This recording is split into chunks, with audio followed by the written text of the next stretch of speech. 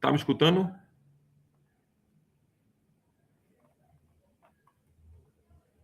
Calma.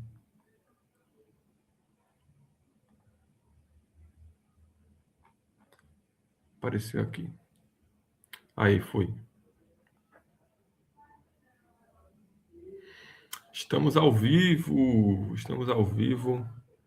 para o Instituto, todos que estão escutando em gravação. Eu vou mandar aqui para o grupo dos novos remonstrantes. Guilherme, se quiser apresentar, iniciar, vamos... Deixa entrar um pessoal também, né? Isso aqui vai ficar gravado, mas deixa quieto. Vou jogar aqui, ó, no grupo. Hoje a gente vai falar sobre uma das obras mais importantes do arminianismo, é isso? É o que gera todo o debate, toda a controvérsia lá na Holanda. Do século XVI, se não me engano, ou não, século XVII.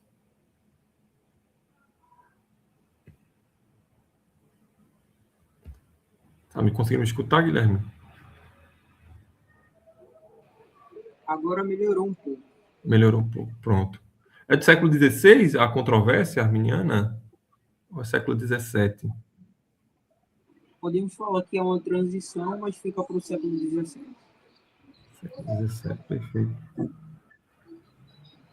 Aqui os irmãos Rodrigo, o irmão Elivan.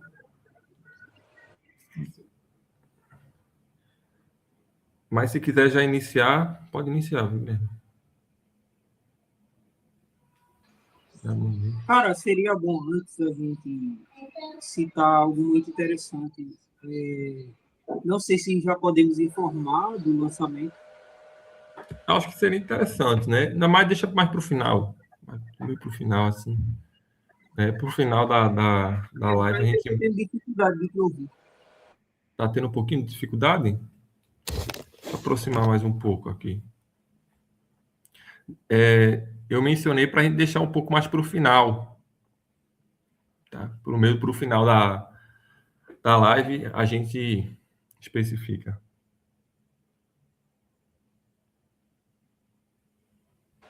Então, no caso, tu está pedindo para eu fazer uma introdução do tema. Isso. Fique à vontade. A live é sua. Se quiser falar do tema e depois a gente dá a surpresa para o pessoal que está acompanhando a live e a notícia.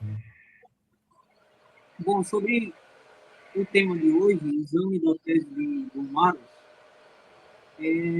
seria bom a gente pontuar, Rubem, algo interessante de maneira previsória aqui, que a nossa abordagem pedagógica do tema das disputas, sejam elas da própria controvérsia de Jacó Armínio, bem como dos seus seguidores, os remonstrantes, nunca é uma abordagem que se pretende fazer de maneira ampla, mas enviesada, tá? Quando eu falo enviesada, há dois pressupostos que seguem uma abordagem enviesada.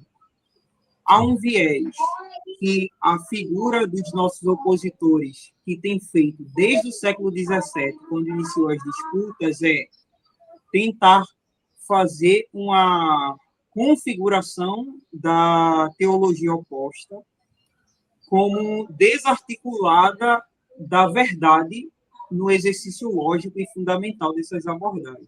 Esse é um tipo de enviesamento. O nosso enviesamento, ao contrário dos nossos adversários, não é fazer uma desconstrução lógica, teológica ou doutrinária dos textos deles.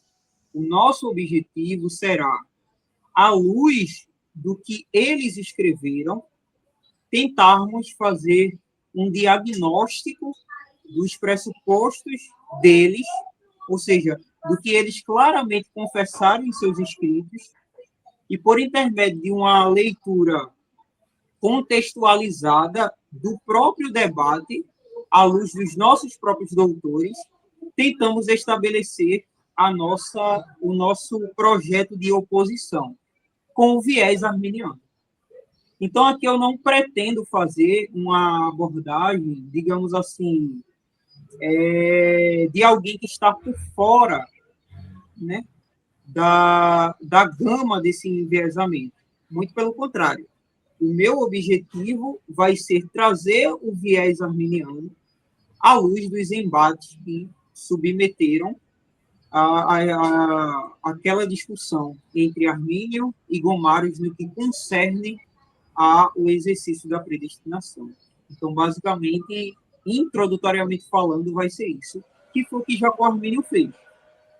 Jacó Armínio ele pegou um documento que Gomarus apressadamente abordava sobre a predestinação absoluta para tentar condenar a visão predestinista de Armínio como herética, porque os dois eram professores da mesma universidade, da Universidade de Leiden.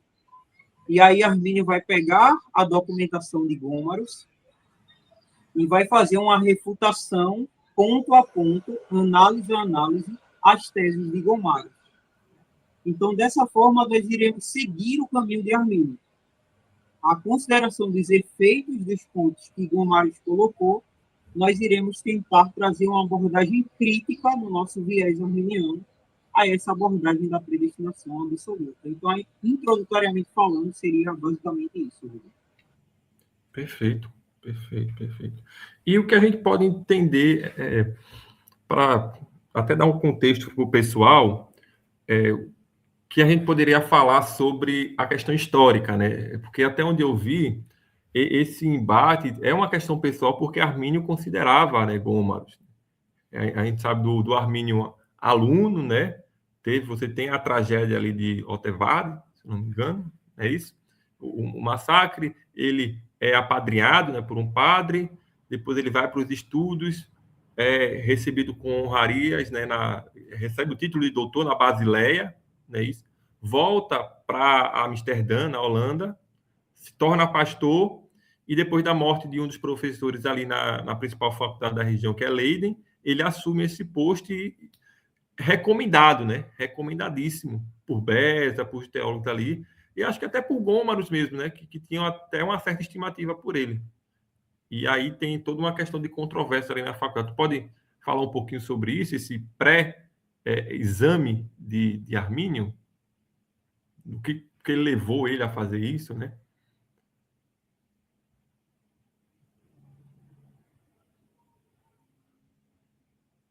Opa, ficou sem áudio e sem tela também. Não sei se tu tá falando, Guilherme, acho que ele caiu aqui. A gente vai segurar um pouquinho para ver se ele retorna. Enquanto isso, os irmãos que estão na live, né? Irmão Jonas, irmão Elivan, irmão Rodrigo, o Eclectic Reform, acho que não está entendendo nada porque ele é americano. Se os irmãos quiserem mandar algumas perguntas sobre o documento, sobre a live em si, né? Algum contexto de Armínio, fiquem à vontade. Aí voltou. Então, Rubem, tu está me perguntando sobre o contexto do embate dos dois Isso, biograficamente. isso, né? Pré-exame de Armínio. Pré-exame de Armínio. Né? Para a gente saber um pouco do contexto, né? Dado que, já adiantando aqui para os irmãos, havia uma grande tensão, né? Ali na Holanda, né? Na Holanda pré-reforma, pós-reforma. Acho que o Guilherme ele consegue localizar também isso. Bom, podemos falar primeiro da atenção de ambos, no sentido de que Armínio ele foi aluno de Gomarus, Isso é interessante. o que pouca gente sabe, né? Eu não sei se Armínio ele chegou a ter... Peraí, só um minuto, Rubem. Certo, sem problema. Acho que está tendo algum tipo de interferência. Né? Tá aí uma informação interessante que eu nem sabia, né? Que a Armínio foi aluno de Gomarus, né? Tem ciência de que Armínio ele era mais velho do que Gomarus, é isso? Não, Armínio não, perdão. Gomarus era mais velho do que Armínio, mas eu não sabia que havia esse tipo de tutoria, né? De Gomarus. quando eu digo que ele foi aluno de Gomarus, eu digo que necessariamente os professores eles tinham um certo tipo de autoridade sobre os alunos, de maneira de que eles não só avaliavam a sua competência estudantil, ou seja, não era necessariamente aquela aula direta, mas também sua competência intelectual de confirmação de sua veracidade como estudante, sua ortodoxia. Então, quando eu digo que Armínio foi aluno de Gomarus, foi que Armínio passou por um aspecto de sabatinação, por intermédio de Gomarus. E quem escreve isso é Carl Benz, no Jacó Armínio, um estudo da reforma holandesa, né, onde o próprio Carl Benz afirma que Armínio ele passou por um processo de sabatinização, incluindo Hugo Grotius, Gomarus e um terceiro professor que ficaria como o critério de desempate para a ortodoxia, e eu já adianto que Armínio passou positivamente por esse processo da ortodoxia, até porque o debate, o assunto em questão da sabatinização não era sobre a soteriologia. Os opositores dizem que Armínio teria mentido sobre a sua ortodoxia, mas não era o ponto da sabatinização. Até porque o processo pelo qual Armínio estudou nas universidades foi a teontologia, e não necessariamente as implicações soteriológicas que vai acontecer posteriormente ao seu doutorado. No caso, tem ciência do tipo de sabatina que Armínio passou esse processo? Pergunta? Como era mais ou menos esse processo? Era um processo de perguntas que ficariam como caracterizadas por aquilo que o aluno desenvolveu na própria universidade, envolvendo as artes liberais, referente ao uso instrumental da própria teologia, que no caso seria a teontologia, o estudo sobre Deus. Perfeito, perfeito. E aí Armínio passou, adentrou como professor, não é isso? E na faculdade de Leiden, obteve aula, os detratores vão falar que ele dava uma coisa na aula, mas tinha um grupo interno, né? Não é isso? A gente pode confirmar essa história? Era comum entre os professores e até entre alunos mais destacados haverem curiosos que gostariam de estudar com essa pessoa. É como se fosse grupos de estudo, como a gente faz na escola. Entendo. Não é? Tem aquele aluno que é mais gênio da turma, e isso. Aí ele junta um grupinho para estudar para a prova ou para alguma coisa. É a mesma coisa que acontece no passado, e isso aconteceu com Armínio muito cedo. Quando ele ainda estava em Basileia, ele conseguiu desenvolver as artes liberais de Ramos na lógica, e aí Armínio já influenciava essas pessoas. O problema é quando ele vai fazer seu primeiro trimestre em Genebra, ele passa por um processo de complicação com isso, porque os alunos de Genebra se interessavam pelas artes liberais da lógica por intermédio de Ramos, né, dos escritos de Ramos por Armínio, só que aí já tinha um problema entre Ramos e Teodoro de Beza no contexto da universidade. E aí é quando Armínio sai de Genebra pela sua primeira passagem, depois ele volta a Genebra muito requisitado, e até Teodoro de Beza tece elogios a Armínio, né? Dizendo que ele é um gênio, prodígio da teologia reformada naquela época. Então, de certa forma, o que nós encontramos nesse contexto é um Armínio muito desenvolvido, sim, já influenciando pessoas desde que era um estudante, mas agora como professor ainda mais, porque como professor ele tem alunos a qual ele tutora. O problema é que Armínio não era um professor que tratava dos documentos de uma maneira isolada, ele fazia um processo de intertextualidade. Por ter muita referência de ter, digamos assim, um âmbito acadêmico estudantil bastante plural, estamos falando aqui de Basileia, Pádua, um período em Pádua, Genebra, Leiden, como estudante também. Isso tem isso no documento, né? No espaço de Armínio. É isso. Está aqui também na obra do Instituto, no link da bio. Isso, perfeito. Então, ele já tem uma certa desenvoltura para lidar com opiniões diferentes ali e de fazer com que os seus alunos pensassem à luz dessa diversidade que ele havia desenvolvido no contexto. E aí, é claro que recaiu sobre a predestinação, ele já como professor, ele já sabatinado. Então, não falamos de Armínio tendo conflitos como aluno, porque não era o tema de discussão. Você vê aí professores de meia tigela, de internet, falando que Armínio enganou, porque ele já tinha ideias liberais, de Erasmus, de Roterdã, etc. Não tem nada disso. Você não vê nada textualmente de Armínio influenciado por nenhuma teologia, digamos assim, no contexto da época, que não é o contexto de hoje, liberal. Liberal não no sentido de contemporâneo. Em nenhum momento então, você vê Armínio contra a ortodoxia, né? Por assim dizer. Em a nenhum ortodoxia momento. Reformada, inclusive, né? Reformado, inclusive. O problema vai ser o ponto secundário, o desenvolvimento desses pontos. E é aí que entra Armínio como professor, Armínio como lógico, Armínio como tendo uma desenvoltura muito longe de ser concisa para tentar fazer com que os seus alunos tivessem contato aos materiais mais diversos para que eles pudessem desenvolver o seu pensamento, só que com um fundamento legítimo, a Bíblia.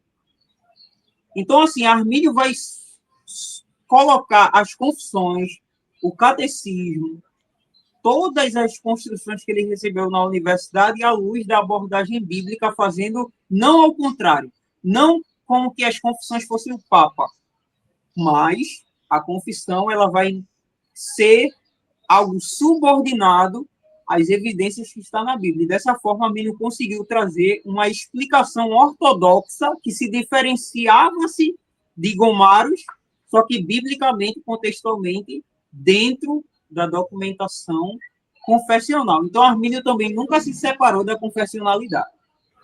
Perfeito. Então, note-se que, dessa forma, como diz o escritor, o historiógrafo, né? Paul Ekman, ele diz o seguinte, né? Que, olha, Armínio ele conseguiu trazer uma interpretação confessional que fosse diversa ao ponto de Gomarus, mas que não afastasse, mas que não havia afastamento ortodoxo da própria confissão. Por quê? Porque a própria confissão era plural. A própria confissão ela não tinha um ponto estrito que os supralapsarianos queriam efetivar nos Países Baixos. Então, dessa forma, nós nunca podemos dizer que Armínio foi heterodoxo por ter uma abordagem diferente e, posteriormente, conclusões diferentes. Perfeito, perfeito. E aí, dado isso, né, quem a gente entrou já em Armínio como professor, que é quando inicia toda a controvérsia, tem como falar dois pontos. Primeiro, a situação de Leiden, né, a situação da Holanda, porque muita coisa cai na conta de Armínio, mas Armínio não estava sozinho, né? Essa controvérsia aí são de vários doutores, né? Você tem o jurista Huitbongard, você tem Episcopos, né, que foi contemporâneo de Armínio também, né, que depois continuou as suas ideias. Tem um grupo que a gente vão ser chamados de remonstrantes, e também a sua situação em Leiden, né? Porque ele chegou por indicação, foi sabatinado, né? E por que caiu em Armínio? Acho que essa seria uma pergunta interessante. Por que Gomarus implicou com Armínio? Se tinha tanta gente ali com ideias diferentes, né? Era um ponto até plural ali na Holanda, né? O encontro dos calvinistas do Sul, né? Que são expulsos ali na França, e os luteranos ao leste, que vem ali da Alemanha. Então, fica até sendo um ponto de intersecção ali a Holanda, né? Encontro de Huguenots, depois acho que são os Huguenots, depois. Não posso estar falando uma besteira. Mas aí, quais são as considerações em relação a isso, né? Por que recai sobre Armínio, por que Gomarus implica com ele, e a situação da Holanda?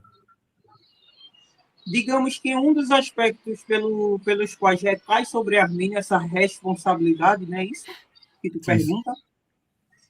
é justamente porque o centro de toda essa aglomeração é justamente pelo fato de que os Países Baixos não têm uma confissão própria. A confissão de Leiden, ela é formada por uma tradução da confissão belga e do catecismo de Heidelberg.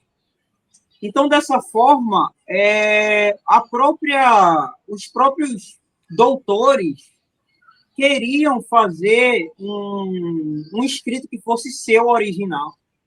E, para isso, eles precisavam estabelecer na cabeça deles uma ideia unilateral para fechar um documento por um aspecto sinodal.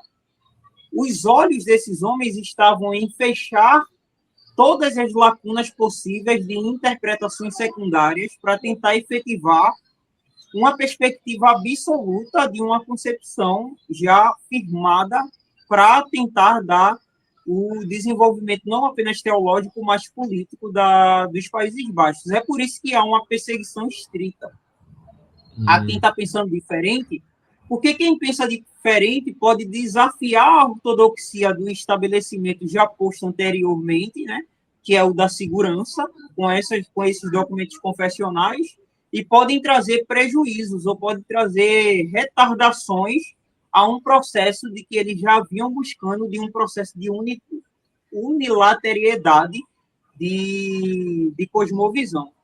Então, recai sobre Armínio, porque nos Países Baixos é Leiden que é o coração da reforma. Porque Genebra fica onde? Na Suíça, não é isso? E Leiden, nos Países Baixos. Então, de certa forma, o que nós temos? De certa forma, nós temos um país que ainda tenta restabelecer sua identidade reformada, só que por um aspecto de unilateralidade, de forma que busque fugir de perspectivas que sejam divergentes, porque pode trazer conflitos superiores, né? Só que não é o melhor caminho, Vitor. O caminho da verdade, ele é superior porque ele admite dialética, porque ele admite contraponto. Quando você retira o contraponto para ser um aspecto de unilateralidade de toda forma e de toda maneira, absolutamente, você acaba transformando confissão em papa e a verdade das escrituras como subserviente a ela. E aí entra um quesito que até o George falou aqui na live, que há uma divisão. A gente está comentando aqui sobre essa situação de Leiden, né, da Holanda, ali pré-reforma holandesa, acho que pode colocar aqui, quem faz isso é o Carter Lindenberg, né, que vai tratar da reforma holandesa, vai mencionar Armínio, se eu não me engano. E você tem Leiden sendo o principal ponto acadêmico ali dos Países Baixos, não é isso? E tendo em vista isso, Leiden ele aglomera teólogos tanto locais, que eu acho que é o Karl Benck que vai defender isso, né? Tanto locais quanto teólogos de fora, entendeu? E é isso que vai até dar um problema futuramente. Ele, né? Detalhe, esses teólogos, o Jorge fala, né? Detalhe, esses teólogos, a princípio, não eram originários dos Países Baixos. E aí acho que a gente já pode ir de encontro com um pouco do que as teses de Gomarus, né? Gomarus, não sei se você tem historiografia para isso, né? Gomarus é da onde, né? A gente entendeu aqui um pouquinho, mas Gomarus acho que, não sei se ele é holandês ou se ele veio de outro lugar, ou se ele era holandês, mas com ideias dissidentes da França, ali da Suíça, que era mais um ponto calvinista, né? Já era tomado, já era um ponto calvinista. Eu acho interessante em tratar sobre isso, porque é justamente a tese de argumentação, tanto do Karl Benck, do Elton Mariano, do Vinícius Couto também, que fez live aqui e tratou sobre isso. Dá 2 dedinhos de contribuição em relação a isso. Pode soltar o áudio. Né? Tá com o áudio fechado, turma. Pode soltar, pode soltar.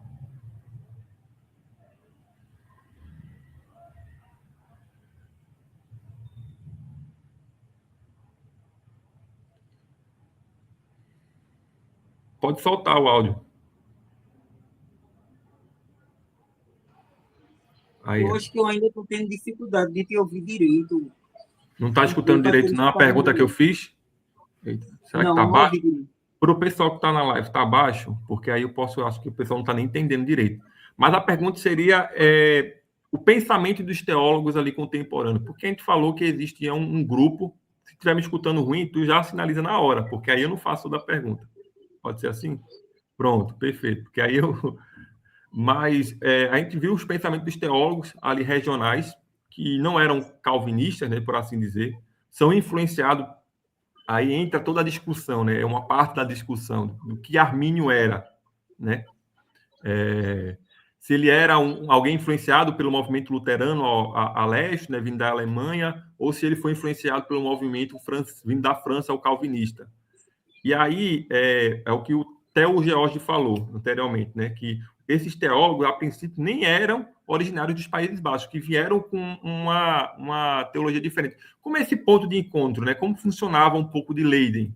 Ali vinha teólogo de fora, ou os teólogos que estavam ali foram influenciados por outros teólogos? Como é isso? Que acho que acho que vai explicar um pouquinho também como vai gerando essa tensão.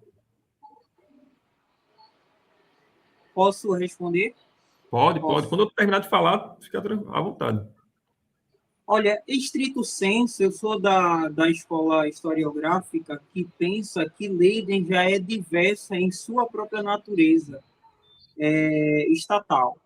Uma vez de que é uma sociedade católica, mas que está distante da coroa espanhola, a gente vê que esse aspecto remoto de transmissão de governo, ele passa por um aspecto de uma diversidade intrínseca na cidade, não somente no que se refere à economia, produção política, mas, sobretudo, à concepção de fé.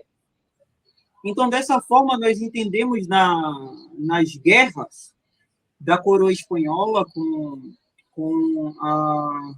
os próprios Países Baixos, que é a ala do norte desses Sim. países, havendo conflitos internos com a coroa espanhola.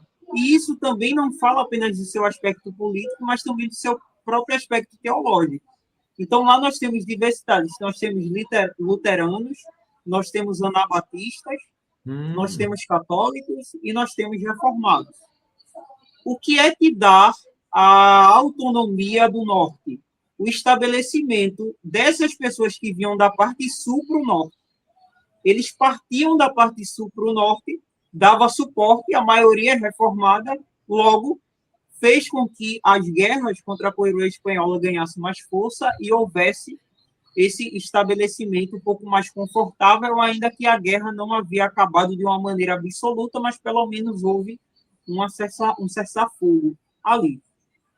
Então, é justamente nessa compreensão onde estamos entendendo que Armínio é um jovem, onde tem a Emélius, que é o seu primeiro apadrinhador, que é um ex-católico que se torna protestante. Mas nós não vemos a Emélius como calvinista. Nós vemos a Emélius como uma pessoa dissidente do catolicismo, que era comum a todos esses homens. Então, por essa liberdade de cosmovisão, como essa sociedade é estabelecida, que teve-se a necessidade de criar uma universidade em Leiden, justamente para ser o centro onde a doutrina pudesse achar lugar de ser disputada e, uma vez disputada, chancelada. Mas é justamente o que falta para que houvesse essa chancela unitária da doutrina. Justamente o ponto que nós estamos tratando aqui, de que não há um documento fundamental ali, que todos os documentos são exportações que vêm de fora e os próprios documentos não têm um estabelecimento que fizesse com que só houvesse uma interpretação acerca desse desenvolvimento. Então, quando estamos falando de Armínio, biograficamente, estamos falando de um Armínio que é fruto do seu tempo também, que é homem do seu tempo também. Então, dessa forma, ele é a representatividade de tantos outros estudantes, de tantos outros doutores que haviam essa concepção não unilateral dessa forma. É muito importante que vocês conheçam um pouco, eu vou procurar aqui, que é da obra de Petrus Culpus. O que é que Petrus Culpus faz? Petrus Culpus, ele é um pastor reformado, e quando ele vai fazer uma abordagem historiográfica de confissões coletivas e particulares, ele percebe, fazendo essa investigação, que todos esses doutores que ele faz no levantamento têm ideias mais parecidas com Armínio do que dos próprios supralapsarianos. Ou seja, ele faz uma investigação histórica do contexto da Igreja dos Países Baixos, e dessa forma ele tem uma concepção de que esses países do norte, no seu primeiro estabelecimento, não tinha ideias supralapsarianas, como nós vemos em Gomarus, como nós vemos em tantos outros doutores oponentes de Armínio da Remonstrância. Então, dessa forma, ao fazer um levantamento histórico reformado, confessional, o próprio Petrus Culpus faz esse levantamento e, com esse levantamento, ele identifica a diversidade de pensamento que havia nesses países do norte. Só uma coisa, Rubens, só um ponto a salientar. Sim. Quando falamos de Petrus Culpus, só para eu dar aqui um levantamento para o povo, para vocês terem uma noção dele. Estamos falando de alguém que nasceu em 1580 e morreu em 1646. Estamos falando de um pastor que é o homem do tempo. Estamos falando de um documento que ele faz, que faz uma abordagem do próprio tempo. Não é alguém da Holanda que nasceu no século XX e vai fazer uma abordagem retroativa dessa leitura. Sim. É alguém que está vivenciando todo esse processo histórico confessional, toda essa diversidade teológica, que fez uma investigação documental de todas as confissões particulares e coletivas dos primeiros estabelecimentos dessas primeiras igrejas reformadas do norte, e que, contra Adriano Smotti, que é o calvinista, faz um levantamento dizendo que a perspectiva supralapsariana de Smotti, de Gomarus e de qualquer outro não estava em linha com o próprio estabelecimento confessional desses primeiros reformados que levantou, que fundou essas primeiras igrejas holandesas. Caramba, isso aí tá um dado aí novo, né, que eu não conhecia. E aí, dando um prosseguimento, né, a gente viu já que Leiden é muito diversa, né, isso, há uma série de influências ali na Holanda. A Holanda, querendo ou não, há contexto, é uma das potências mundiais, né, é onde deságua o mundo. Você tem a Inglaterra, você tem a França, e você também tem a Holanda, sendo um dos países mais influentes ali da Europa, né, quanto é que né, off-topic, você tem a Companhia das Índias Orientais, né? Isso que foi, por um tempo, a maior empresa do mundo, que é uma empresa de exploração marítima, tem até referências aí no meio mainstream. É uma empresa holandesa, né? Isso é uma empresa vinda da Holanda. Então, era um centro tanto cultural, econômico, quanto teológico, que a gente está vendo aqui agora. Mas, dito isso, né, você tem essa diversidade, mas aí você tem, como é o olhar que a gente pode ter sobre a crescente influência calvinista em Leiden, porque você tem esse cenário bem plural, né, isso, de tradições, católicos, anabatistas, luteranos, reformados no sentido lato sensu, mas aos poucos você tem uma entrada calvinista que vai, inclusive, culminar nas teses de Gomarus, né? E aí acho que a gente vai entrar depois, mas iniciando, como é que a gente pode ver essa influência calvinista adentrando em Leiden? A primeira coisa que podemos notar com o fundamento desse aspecto estrutural, como uma universidade inaugural na própria cidade de Leiden, cidade esta que fez com que as ideias de Colhais, que foi o primeiro homem a se manifestar politicamente em favor da posição erastiana, né, que era uma posição que entendia que a igreja não poderia se envolver com a política por um processo de mixigenação dessas instituições. A posição erasmiana, ela tem uma concepção de que a política ela deve cuidar das coisas naturais, mas que a igreja precisa cuidar das coisas sobrenaturais.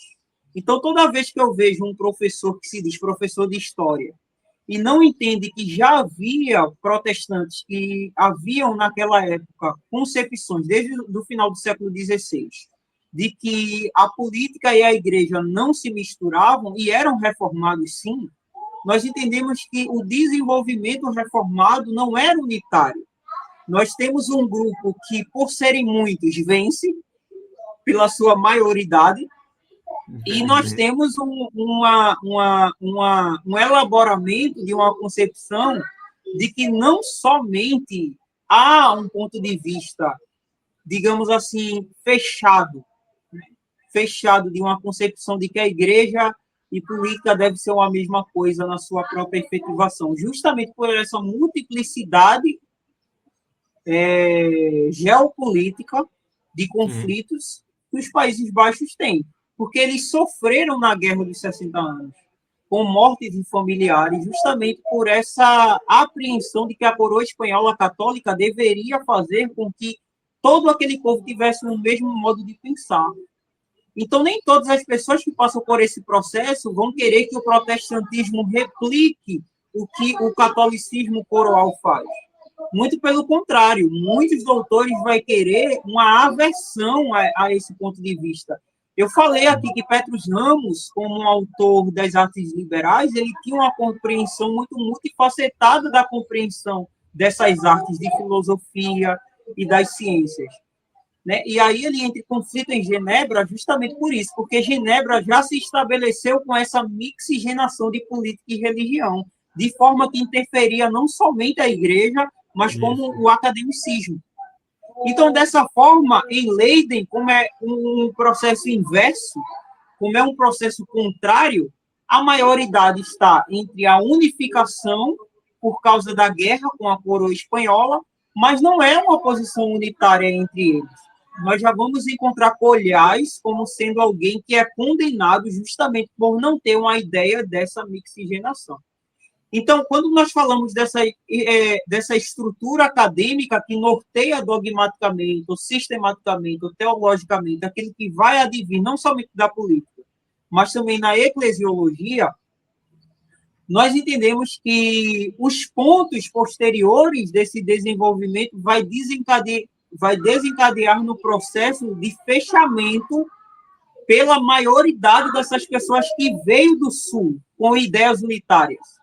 Porque no Norte a gente fala de que essas ideias são plurais, mas essas pessoas que decorrem do Sul não decorrem com ideias plurais, decorrem com o único objetivo, a mixigenação de política e igreja. Eles estabelecem essa libertação e, portanto, eles querem uma visão unitária.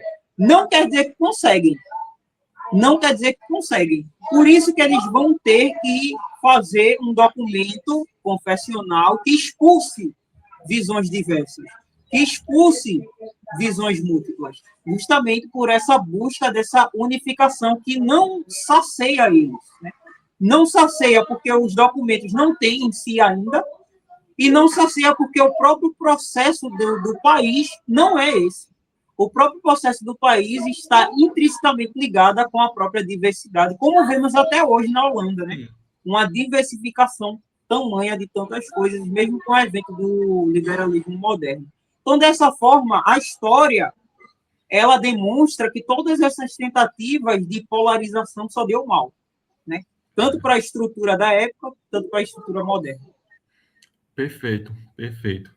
Né, os irmãos que estão participando aqui, Graça e Paz, irmão Jonas, irmão George, irmão Micael, de Camboriú, irmão Rodrigo, Elivan, muito obrigado por estarem acompanhando aqui. E dando prosseguimento, a gente está vendo, né, a construção, o mal vindo, a gente viu o contexto, né, essa pluralidade que está sendo podada, tentando ser podada, né, devido a influências de outros estados. Essas pessoas vêm querendo influenciar a Holanda, e aí vão encontrar uma universidade muito plural, não é isso? Vão encontrar algo muito plural, e aí eu acho que pode já entrar na relação de Gômaros, né? A irmã Laisa também está aqui presente, e o pessoal que vai entrando, né? Vão entrando, vão divulgando, gente. Mas aí eu gostaria de saber de tu, Guilherme, como a gente pode já ver essa relação de Gômaros, de Jaco Armínio, tem informações do que Gômaros dava aula, né? Ou que Armínio dava aula, como é que funcionava um pouquinho da grade lá de Leiden e a relação deles dois? Bom, primeiro, como eu vos disse, né? Eles tinham aula de lógica, de medicina, de antropologia social, de todos os contextos possíveis, porque era uma universidade. Porém, havia certos estabelecimentos dogmáticos, tanto filosóficos, que decorrem da influência de Genebra, que é o pressuposto aristotélico, e quanto teológico, que decorre da maioria dos professores que tinham uma visão supralapsariana. Podemos citar aqui Június, podemos citar aqui Gomaros, podemos citar aqui tantos outros professores que seguiam uma linha estrita, Vortius e tantos outros que se convertem ao arminianismo depois do contato com Armínio, tá? Tem muitos professores calvinistas que depois do contato de Armínio viram arminianos, né? E dessa forma nós encontramos que esses embates já eram muito naturais. O que não era natural era que um professor em si mesmado com Armínio, com o desenvolvimento de Armínio no que concerne a matéria de soteriologia, principalmente quando Armínio vai tratar da própria predestinação evangélica, retirando de sobre si a concepção daquela predestinação absoluta que remove a predestinação evangélica como nas Escrituras. Lembre-se que eu falei no começo, né? Armínio tinha um ponto de que as Escrituras são a centralidade do objeto dogmático. Então, dessa forma, Armínio buscava uma harmonização entre confissão e Bíblia, sendo a Bíblia o centro. As pessoas já pensavam, os outros professores já pensavam que a confissão já era a alma do livro bíblico, né? E que não precisavam fazer uma investigação um pouco mais equilibrada dessas duas concepções. Só que aí eles acabavam tendo a interpretação que distanciava-se um pouco do próprio documento, porque o próprio documento tinha conflitos. E Armínio trata disso muitas vezes na própria... na última contribuição que ele faz, que o Stephen Gunter fez, até um documento que é na Declaração de Sentimentos, que Armínio trabalha, que a própria confissão vai ter alguns pontos a serem debatidos ali para se firmar um ponto mais dogmático com as Sagradas Escrituras. Então, dessa forma, como fala com o Celeus acerca desse exame que Armínio faz das teses de Gomaros, né? Armínio não pretende investir contra Gomaros quando vai fazer essas análises.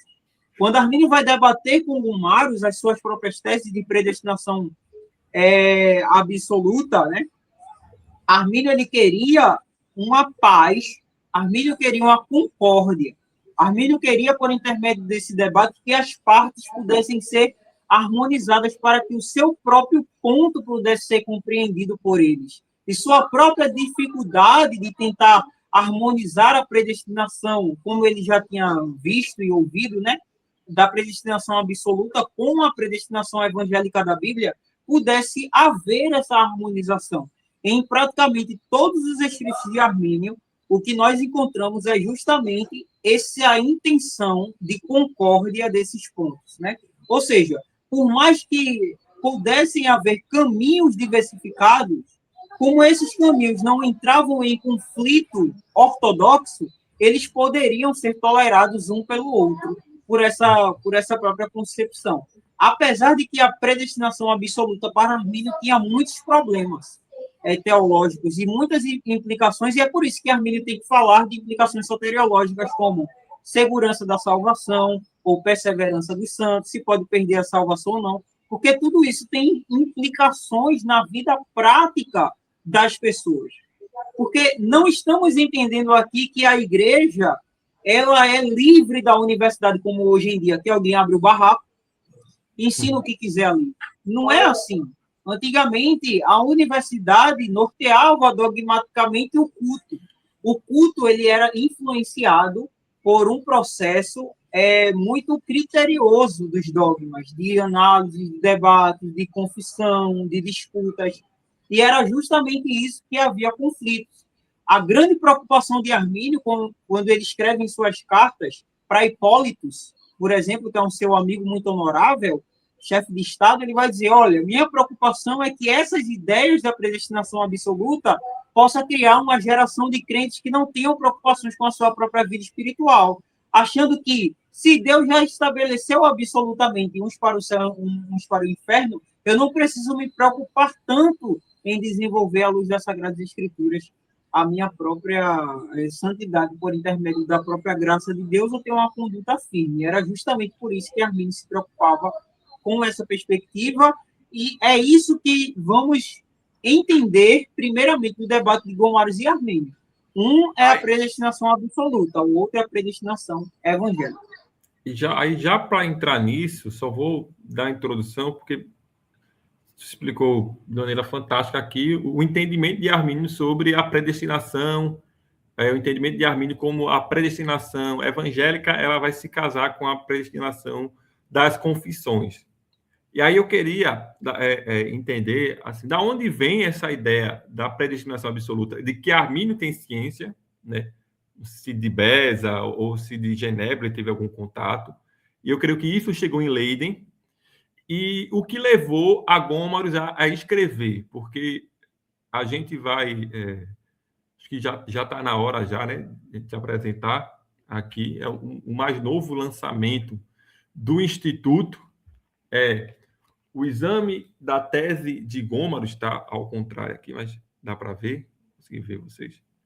O exame da tese de Gomarus, de Jacó Armínio, com as vindicações de Estevão Concélios, que o Guilherme acabou de falar, é uma obra que a gente traduziu aqui para vocês, só melhorar aqui a imagem, maneira exclusiva, obra exclusiva aqui no Brasil, certo? A gente tem as declarações de sentimento, a gente tem o discurso fúnebre de Petrus Barros, né?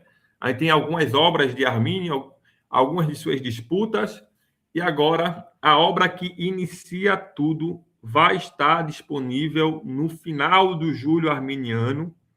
Então, isso aqui é uma novidade para vocês. Já pode sair em pré-venda, né? A gente vai entrar, vai publicar, né? E vocês vão ficar sabendo cada detalhe. É uma obra curta, né? Isso, um pouco mais de 100 páginas. Isso aqui é a versão... Opa, como é que tira aqui o foco? A luz. Ih, gente. Vai ter que confiar na minha palavra aqui, que está dando reflexo. Aqui é o sumário para vocês. Deixa eu levantar aqui. Sumário. Tudo certinho. Deixa eu virar. Aqui. Sumário. E é tese por tese. Armínio ele vai examinar cerca de 15, 20, 30 teses, né? 30 teses que Gomarus faz contra Armínio. E aí eu queria saber justamente disso, Guilherme, né? A gente sabe que as ideias calvinistas chegam lá em Leiden. Gomarus, um calvinista, né? Vai ver, eu creio que o Guilherme fez o prefácio, lembrando isso, já esquecendo. O Guilherme fez o prefácio disso aqui, né? Você tem um prefácio do Estevão Concélios e também tem um prefácio da editora Leiden, né? Feito pelo nosso administrador Guilherme. E vai dizer a história que Gomarus faz de propósito, né? Leiden é muito plural, não é isso? Mas talvez pela genialidade de Armínio, Armínio já estava angariando alguns professores nas suas aulas particulares, como a gente mencionou anteriormente, não só os alunos, como o Guilherme também falou, né? Algumas pessoas já estavam também sendo levados por essa ideia, talvez por inveja, a gente não sabe direito qual a motivação, talvez o Guilherme tenha a informação correta de algum historiador, algo assim. Gomarus escreve, né, teses contra as ideias de Armínio, né, isso? E aí Armínio faz essas teses. O que leva Gomarus a fazer isso?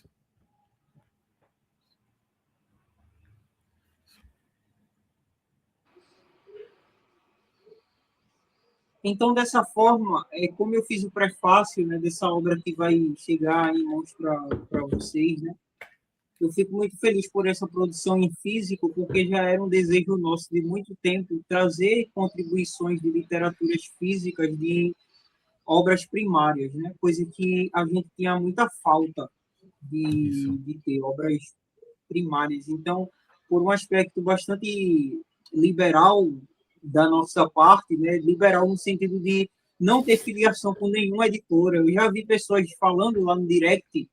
Eu pensava que vocês eram da editora Carisma.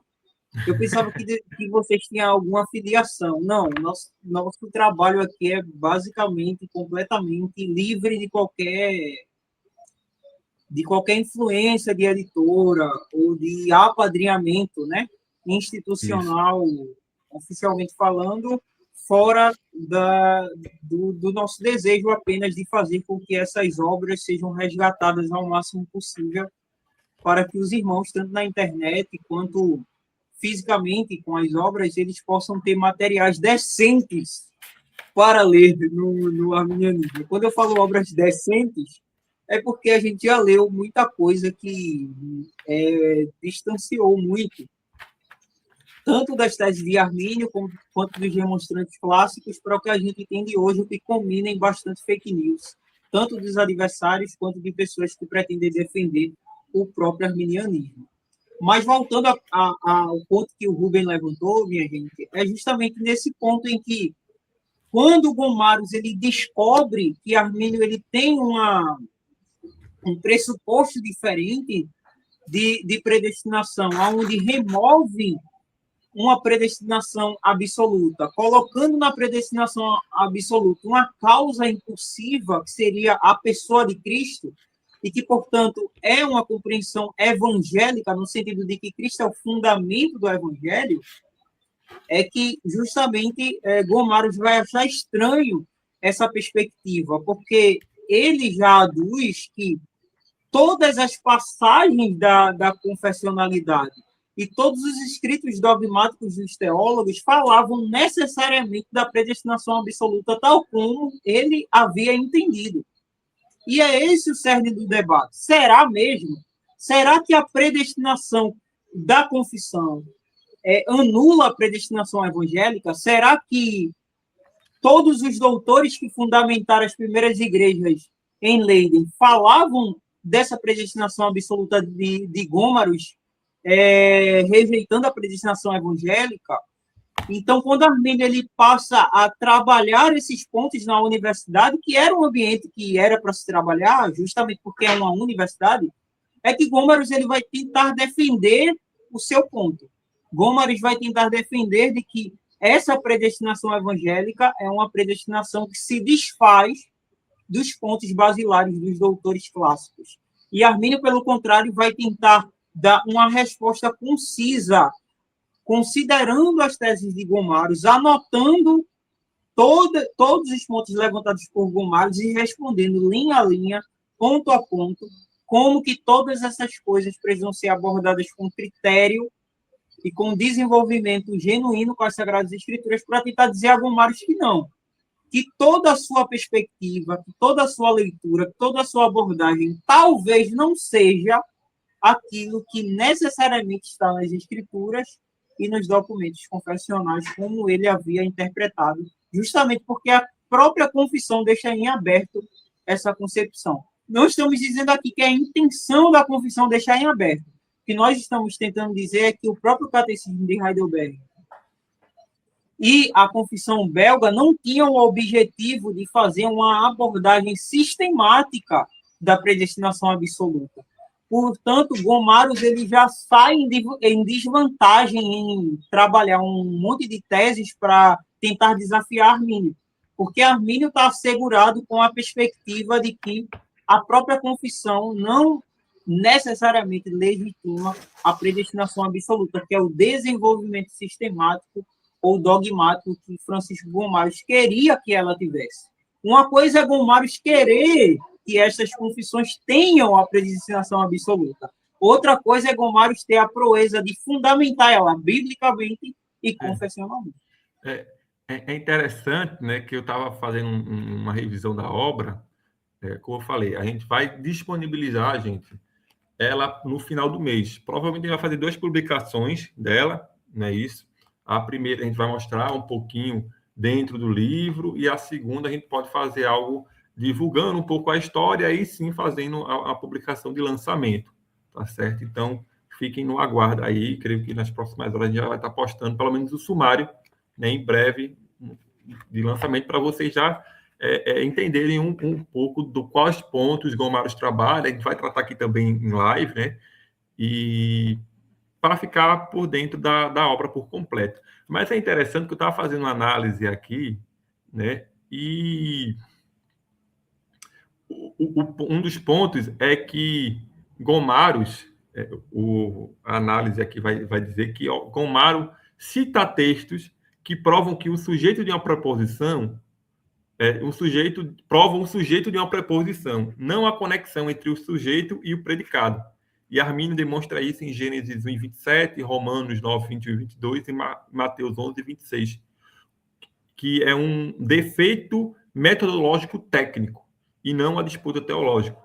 Então, Armínio mostra, né, é um dos pontos que Armínio mostra para Gômaros, que ele sai em desvantagem nisso, né, que é o que o Guilherme está demonstrando, que a predestinação bíblica, né, ela vai se casar, de certo ponto, com a confissão, mas não se casa com a predestinação absoluta, que Gômaros quer defender. Inclusive, leva ele, né, como o Guilherme bem falou anteriormente, a erros quase de principiante. Gômaros foi o quê? Foi um dos que sabatinou Armínio, né? É uma pessoa de grande estima ali em Leiden, e por esse ímpeto de refutação, ele acaba cometendo erros crassos que Armínio vai escancarar, vai fazer análise, né? Tem até aqui dentro da análise que eu fiz, que... Cadê? Aqui. Que Armínio, ele vai fazer um método exegético de uma maneira que você só vai ter isso no século XIX. Só vai ter isso no século XIX. Ou seja, Armínio está pelo menos 2 séculos à frente de qualquer outro estudioso de sua época. E mostra a brilhanteza, né, a genialidade dele em relação ao texto bíblico. Né? Só um texto que eu peguei, né? Que os momentos mais interessantes que vocês vão olhar nesse livro aqui não somente só as refutações silógicas, que Armínio vai também se propor. Armínio é um teólogo completo. É nessa obra aqui, né, isso, que você vai ver o quão completo é Armínio. Se você leu as obras de Armínio, se você leu os comentários, que hoje em dia é justamente o que o Guilherme falou, né? Só estou reiterando o que ele disse. Você tem muitas obras que comentam o arminianismo. Muitas obras que comentam o que é, os pontos, mas poucas obras primárias de arminianos que estavam no front, de arminianos que incitaram essa controvérsia, né? E aqui está o exemplo, é uma obra de Armínio. Isso aqui é uma obra de Armínio. Aqui a gente vê como Armínio era diferente da sua época, porque além de refutações silógicas, que faz parte do método escolástico, que inclusive a gente vai ter live sobre isso aqui no Instituto, a gente está trabalhando para isso, para trazer, né, teólogos que tratem sobre a escolástica reformada, principalmente ali no contexto holandês, mas para além disso, Armínio mostra também que é um grande exegeta, ao contrário de alguns, né, teólogos, como o Gran Conato, que eu vou citar nomes. Conato fala, Armínio fez uma exegese horrível de Romanos 9, ele alegorizou tudo. Aqui mostra que Armínio é um grande exegeta. E isso ele vai contrapor. Vai ter um momento aqui do livro, né, que ele vai dizer, né, para Gômaro, me mostre em um único lugar da Escritura onde o objeto da predestinação é descrito sem a condição de fé. Ele está jogando o ônus da Escritura para Gômaro, né?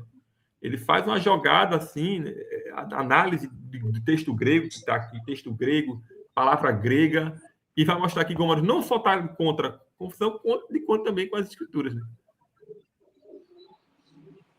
Não é meu objetivo dar spoiler da obra, mas o ponto que o Rubem levantou da primeira disputa particular que Armínio vai fazer da análise de Gômaro são 2. A primeira é que na tese de Gômaro ele vai tentar definir a predestinação e Armínio vai jogar o texto de Gômaro, vai dizer, olha, Porque, gente, deixa eu compartilhar uma coisa aqui que eu já ouvi, achei muito interessante quando eu ouvi pela primeira vez. É próprio do escolástico dar palco ao palpiteiro. O que é que o escolástico vai fazer? O escolástico, diferente de mim que não tenho paciência e que não sou escolástico, ou talvez do Rubem é mais paciente que eu, com certeza. Mas talvez diferente da gente que já chega assim respondendo, ó, isso está errado por isso, por isso, por isso. Isso. É próprio de escolástico, primeiro, dar voz ao palpiteiro. O escolástico ele vai tentar fazer um ato de caridade, ele vai tentar fazer com que a voz do opositor ela seja ouvida. Eu vou dizer uma coisa para vocês aqui. Essa obra que o Rubem está mostrando é uma obra de Jacó Arminio analisando as teses de Gomarus, apresentando o que Gomarus escreveu linha a linha dessas teses. Tá? Apresentando o que Gomarus escreveu. Em nenhum momento você encontra das obras dos calvinistas eles apresentando linha a linha o que Arminio escreveu.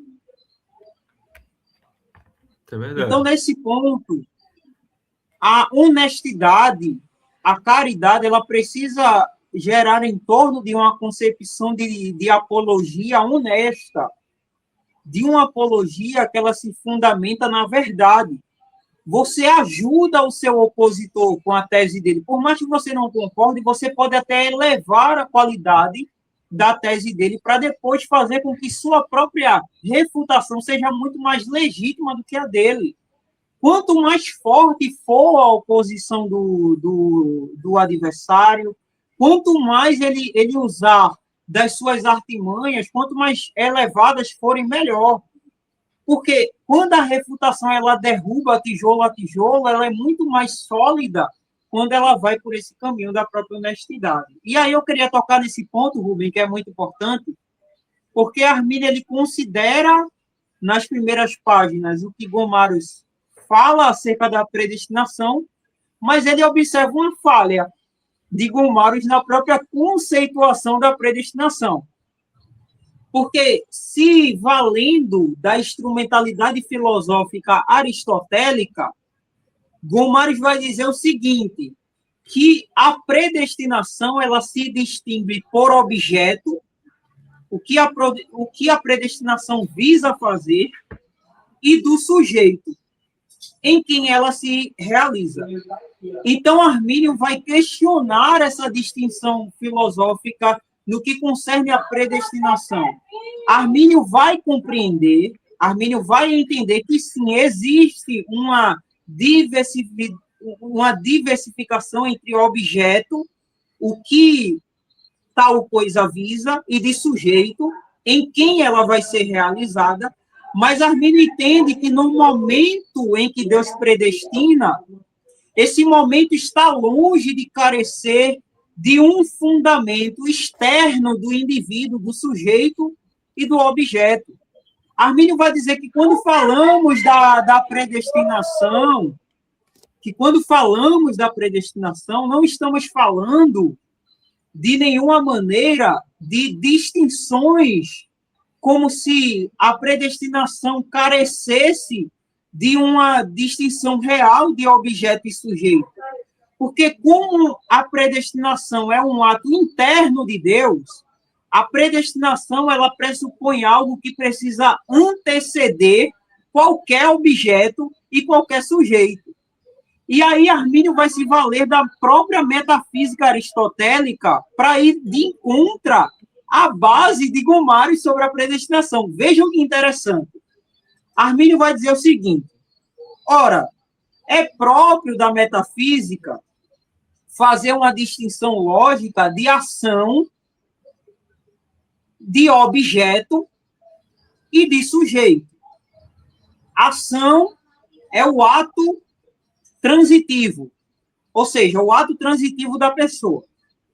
Objeto vai ser sobre quem age e o sujeito onde reside o resultado. Arminio vai usar ilustrações do seguinte, pensem no médico. O médico, ele trabalha para a cura. Essa é a ação.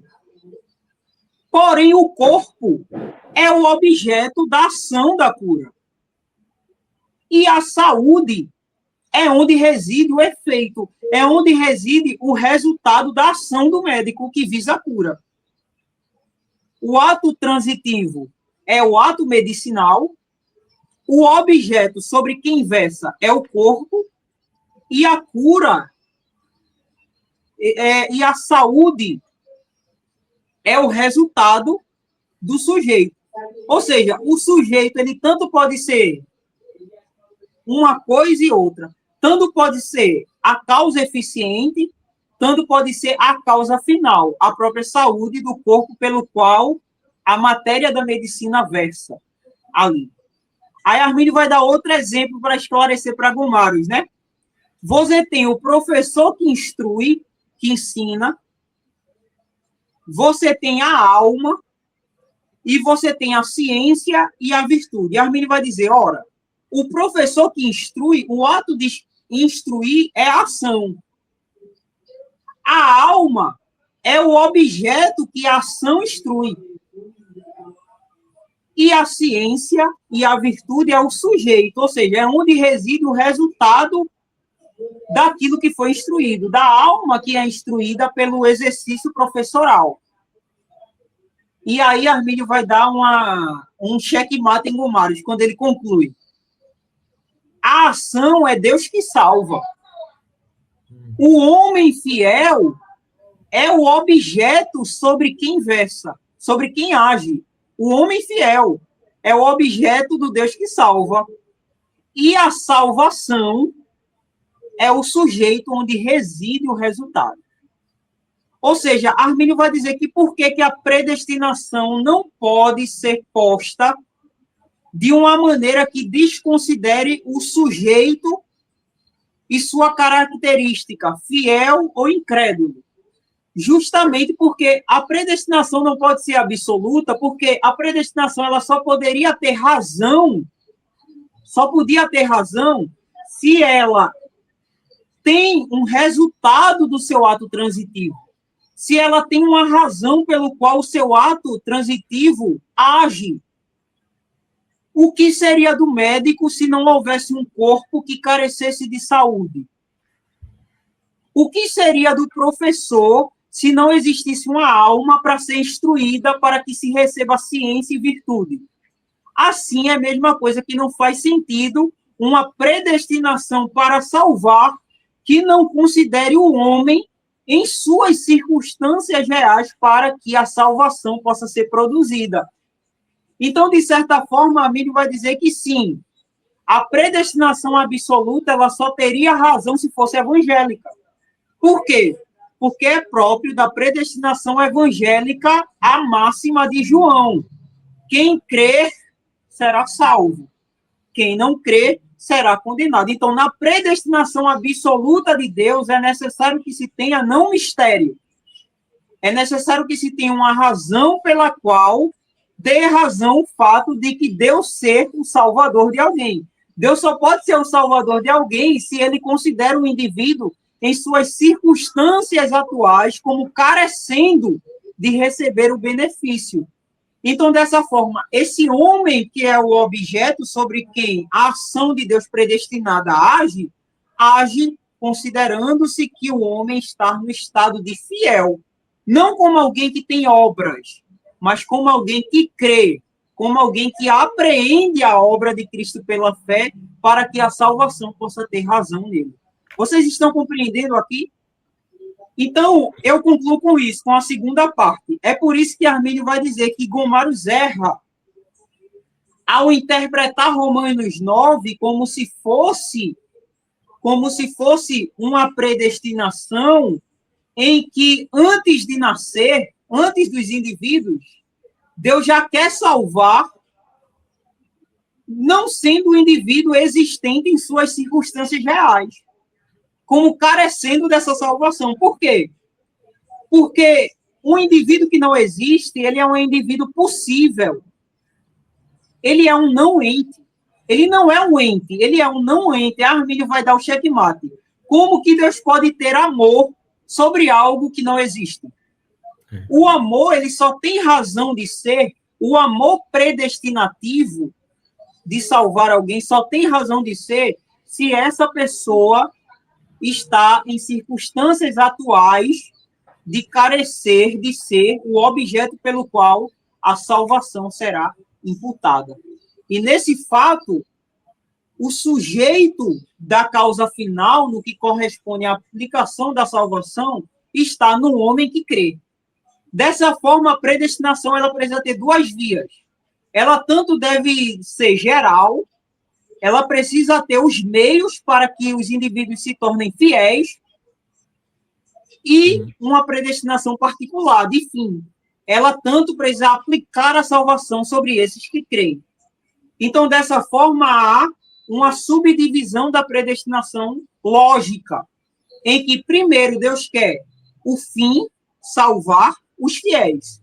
Depois, Deus quer os meios, estabelecer meios de graça para que este indivíduo real, existente, possa ser objeto do seu amor salvífico. Assim como o médico usa o corpo para aplicar a medicina, para que se tenha saúde, assim como o professor usa a alma para instruir na ciência e na verdade, assim como Deus busca o indivíduo real, carente, dá os meios graciosos para que, por intermédio da sua instrumentalidade graciosa, o homem creia para que ele receba o sujeito da causa final, que é a sua salvação. Perfeito. Perfeito, perfeito. O Ivan falou, né, rapaz, que aula, estou na academia ouvindo e assistindo. Muito obrigado, irmão Ivan. E aí o Rodrigo comentou, e eu acho que vai entrar um pouquinho nisso, porque as teses de Gômaros, se examinada ao cabo, né, Armínio vai perceber que vai recair em Deus o autor do pecado. No final, sempre vai cair nisso, né? Nessa predestinação. Que até um ponto da análise aqui é que o problema real é como afirmar que Deus é soberano, bom, justo e não autor do pecado ao mesmo tempo. Né? Como é que a gente resolve essa tensão? Aí Gômaros propõe as teses dele, né, atacando, né, de maneira bem direta Armínio, e Armínio responde, Gômaros respondendo de maneira implícita essa questão. E, inclusive, né, é o que o Rodrigo fala aqui, se não me engano, né, o próprio Gômaros, em algum momento, reconhece o quão perigoso, no sentido de transformar Deus autor do mal, eram suas teses supralapsarianas e recua em relação a elas. Há um momento, acho que tem um momento disso, acho que pode falar mais na frente, mas como é que fica esse pano de fundo, que no final, tratando de predestinação calvinista, vai cair, né, nesse jargão, Deus é autor do mal, de certa forma. Se eu puder responder o Rodrigo 92, que é um seguidor assíduo do Instituto, grande amigo. Eu iria entrar nisso agora, porque, veja, se Gômaros entende que a predestinação tem uma divisão real entre sujeito e objeto, e que, portanto, no estabelecimento dessa predestinação absoluta e misteriosa, Deus ele não vê as circunstâncias particulares desse indivíduo para aplicar a salvação, mas já quer aplicar a salvação independentemente da existência ou não desse sujeito, nós já investigamos o primeiro problema, né? Que o amor não tem objeto pelo qual ele tem a entidade. Porque se o objeto ele é inexistente, ele é um não ente, isso significa que não existe amor. Isso significa também que a própria predestinação não tem razão de ser. Só um ponto. Olha, gente, isso aqui que o Guilherme está falando está muito mais esmiuçado aqui, viu, na obra. O que o Guilherme está falando é um resumo, tá? Das obras de Armínio, para ninguém ficar acomodado também. É só ver a live de novo e tá tudo... Não, é um resumo, está muito mais esmiuçado e com as palavras de Armínio, né? Aqui na obra. Então, só um pausa aqui, porque talvez é um engraçadinho falar isso. É muito importante dizer isso. É mais importante ouvir a Bíblia e Armínio do que ouvir essa live. Mas se serve de auxílio, veja a live. Mas antes, não deixe de ler. É isso, exatamente. Então assim, Agora vejam que, se Deus já determina um possível amor para um não ente, porque Gomarus quer dizer que, primeiro, Deus não precisa saber forma, nem qualidade, nem estado, nem circunstância atual do indivíduo para amar ou reprovar. Para amar ou reprovar. É aqui que reside o ponto a qual a condenação de Gomarus é certa. Por quê? Se Deus não precisa de nenhuma fórmula considerada pelo qual entenda que aquele indivíduo não vai receber o seu amor salvífico na sua predestinação absoluta, isso significa que antes de qualquer pecado ou graça, aquele indivíduo já está pré-selecionado ou a morte eterna ou a salvação eterna. Dessa forma, na compreensão da predestinação absoluta, a reprovação ela é anterior ao ato do pecado. O pecado vai ser uma execução e não a razão pelo qual a justiça divina vai reprovar o indivíduo. Agora, eu preciso ser honesto com o Gomarus. É claro que depois das teses de Armínio, Gomarus vai mudar de ideia. É claro que depois das teses de Armínio, Gomarus vai ficar encurralado. Gente, até ciência média, Gomarus vai adotar. E não adianta os calvinistas dizerem que eu estou cometendo um analfabetismo aqui. Peraí que tem gente me ligando, não sei porquê, deixa eu desligar aqui. Eu acho que é algum calvinista com raiva, dizem que vai me processar. Mas a hora que expor, Gomarus... Não tem razão de ser. Não tem razão de ser, primeiro, amar o inexistente. Ah, não, porque Romanos 9 fala que antes dos meninos serem criados, Deus já prelecionou as coisas. Mas calma. O que Paulo está falando é de causa, não de condição. O que Paulo está falando é que não há causa em Esaú e em Jacó, na escolha eletiva de Deus. Não há causa, mas isso não significa que eles estão abstraídos de suas circunstâncias atuais, de sua condição atual. Por quê? Porque se não fosse considerando as circunstâncias atuais, gente, simplesmente isso, Esaú e Jacó não existia. Como é que você vai nomear um inexistente? Como é que um inexistente vai ser escolhido como um ente, se ele nem ente é? Logo, o que o texto está dizendo é que, antes da existência desses indivíduos, já existia uma causa em Deus. Porém, esta causa não desconsidera a condição atual deles dois, o que dá razão a Deus de reprovar um e eleger outro, que nem de salvação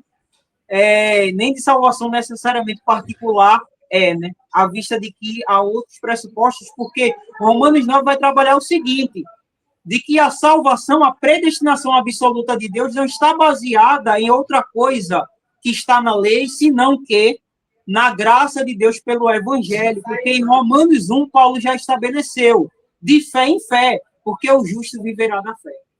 Então, dessa forma, o estabelecimento que Paulo quer defender da predestinação é que, independentemente de quem exista ou não exista, o que Deus estabelece como meio é anterior à fé. Logo, a causa não está na fé, mas a condição está na fé. A condição ela é resultado da causa, e não a causa é condição da fé. Certo?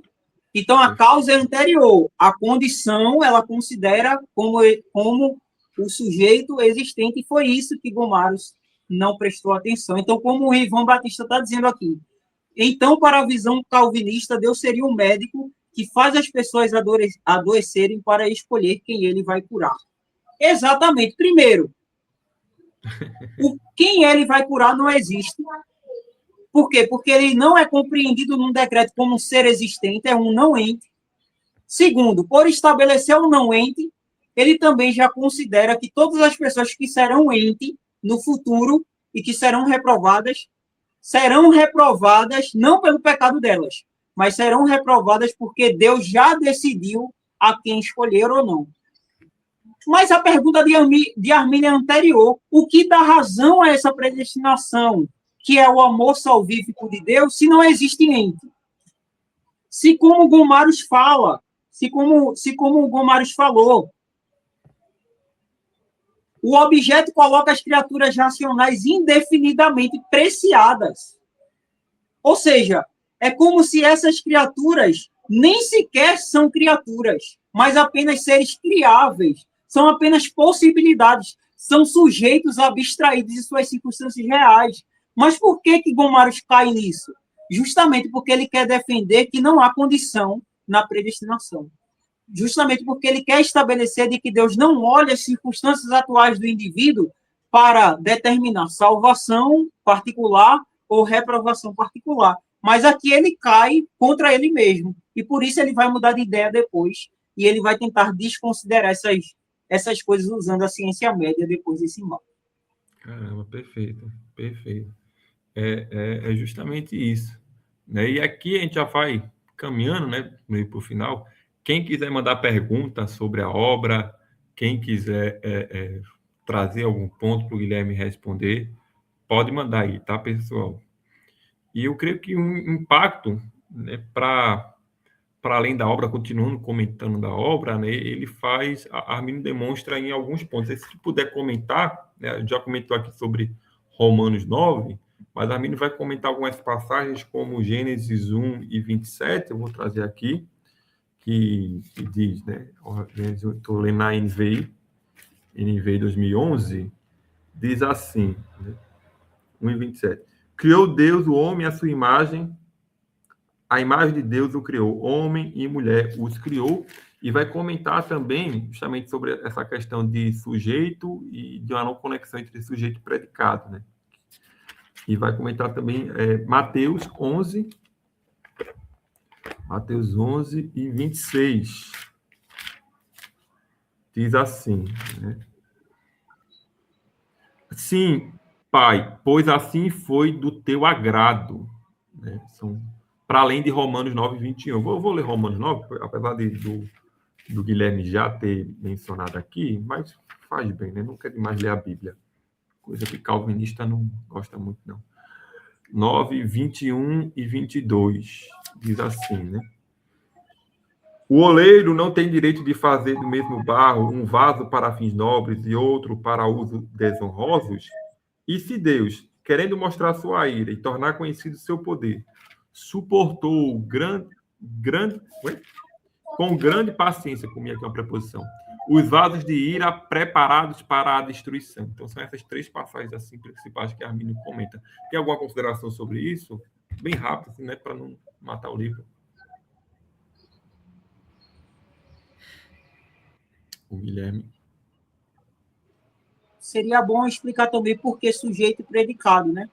Porque quando nós falamos de sujeito, falamos de ser existente. Ora, todo ser existente está dentro de uma circunstância real, de pecado ou graça.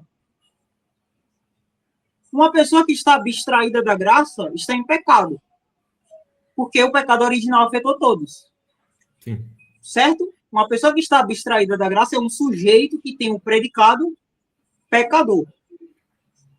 E uma pessoa que está em graça, está em estado de graça, é um sujeito que está predicalmente gracioso por Deus pelo seu amor salvífico.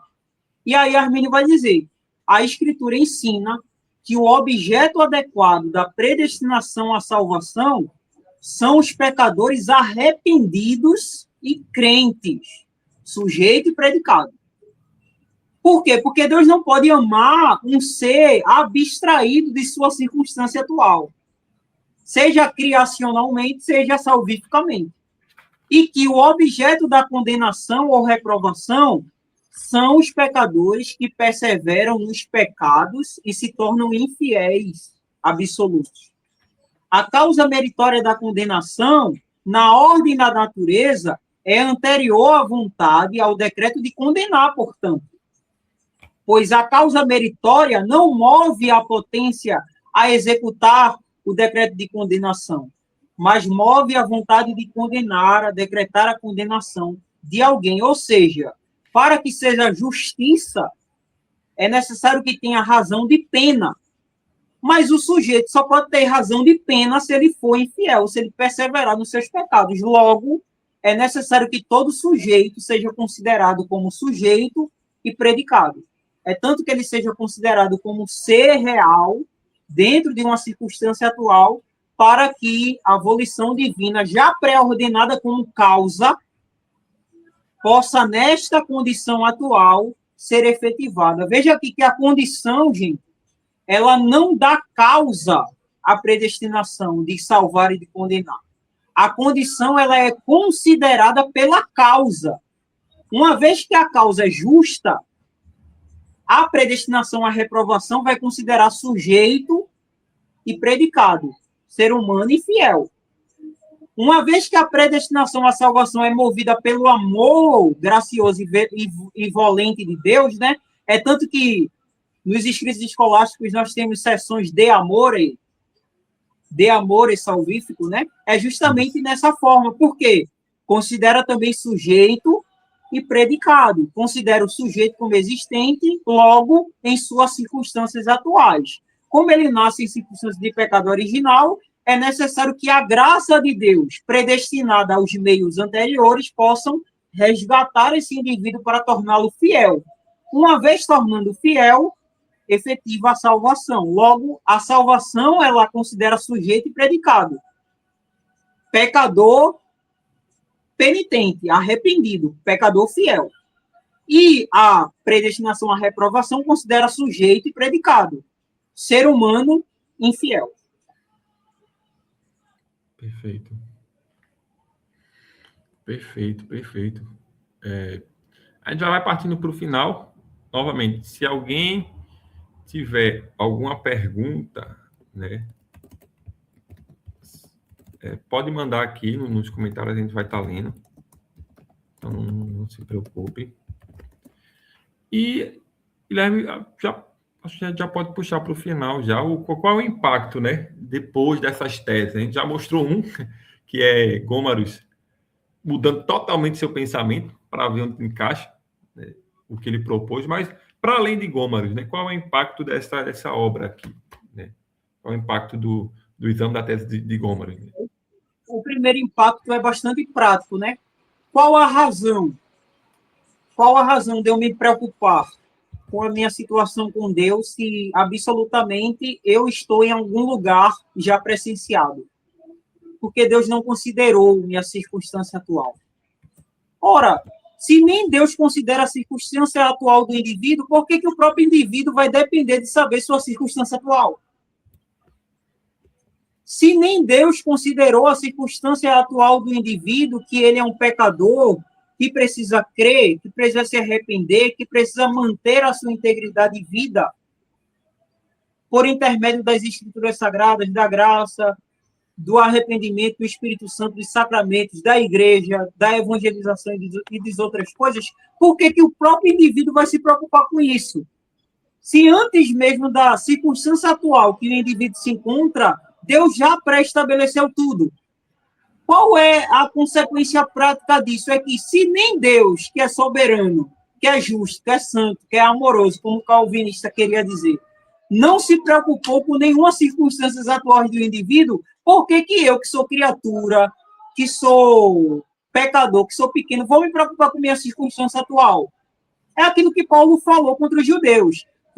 Comamos, bebamos, e no final Deus seja mais gracioso conosco. Né? Ora, Deus se preocupou sim com as circunstâncias atuais de todo indivíduo, e por isso o arrependimento tem razão de ser, e por isso a santificação tem razão de ser, e por isso que você precisa se manter em Cristo, porque se você se desviar de Cristo, você se baseia da predestinação de fim que Deus quer, salvar os fiéis. Então, dessa forma, salvar os fiéis está intrinsecamente ligado com os meios pelos quais nos tornamos fiéis. E quais os meios pelos quais nós nos tornamos fiéis? E nós nos tornamos perseverantes nessa fé, por intermédio da união vital com a pessoa de Cristo, por intermédio da comunhão com a igreja, por intermédio da comunhão com os sacramentos, por intermédio em comunhão com a palavra, por intermédio na comunhão com Deus pela santidade que nos faz estar fora das investidas atuais do pecado, porque a salvação ela não só compreende uma salvação dos pecados passados, justificação, regeneração e adoção, mas também se preocupa com o poder do pecado presente, santificação progressiva, para que a santificação gloriosa seja efetivada. Ora, a santificação gloriosa, que é dos predestinados, dos eleitos de fim, só tem razão de ser quando eu estou atualmente unido aos meios. Não tem como usar um caminho errado e querer chegar no ponto certo. Se eu quiser chegar no ponto de chegada certo, o Uber, ele segue o Waze, justamente porque se ele tomar o caminho errado, ele vai seguir no ponto errado. Então, predestinação de Deus interna e absoluta já considerou todos os caminhos particulares de cada indivíduo. Logo, nós precisamos nos preocupar com nossas circunstâncias atuais para nos mantermos firmes no ponto de chegada. Não há ponto de chegada sem a rota certa. Então, dessa forma, a predestinação absoluta já considerou as nossas decisões atuais. Porque Deus não ama o possível. Deus ama o real. Amando o real, Deus ama o sujeito e o seu predicado. Deus ama o sujeito e as suas circunstâncias atuais. E se você não se encontra nessas circunstâncias atuais, você não pode ser eleito. Perfeito, perfeito. Creio que é isso. Quem mandou pergunta, eu acho que estão todos sanados depois dessa aula, né? Já passou para mais de 1 hora de live. E é isso, pessoal. Em breve, no final do Júlio Arminiano, temos o lançamento de obra física, a primeira do Instituto Arminiano Brasil, né? E logo esse belo lançamento, uma obra do Jacó Armínio, né? O pessoal achou que tinha acabado as obras de Armínio, mas não, ainda tem obra de Armínio para ser lançada, né? Isso, e é o primeiro de muitos, tá, gente? Nesse ano também a gente vai lançar outras obras, a gente está com o projeto também de colocar para físico tanto o catecismo quanto a confissão, e esse mês vai vir recheado, tanto esse mês quanto esse ano, né? Vai vir recheado de coisas, é um mês que a gente vai dar, vai vir com mais ímpeto nessa divulgação do trabalho que a gente faz, que é justamente disseminar a teologia arminiana clássica, verdadeiramente clássica. É isso. Considerações também, Gui, já separa mim, eu vou separar, já. Separar, vai entrar.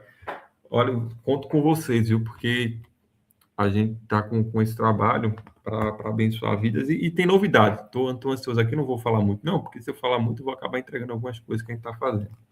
Mas espere por novidades, primeiro de muitos. Se o Guilherme tiver alguma coisa para falar. Tenho, comprem a obra, compra a obra, compra a obra. Compra a obra para o papagaio, compra a obra para o calvinista, compra a obra para o luterano.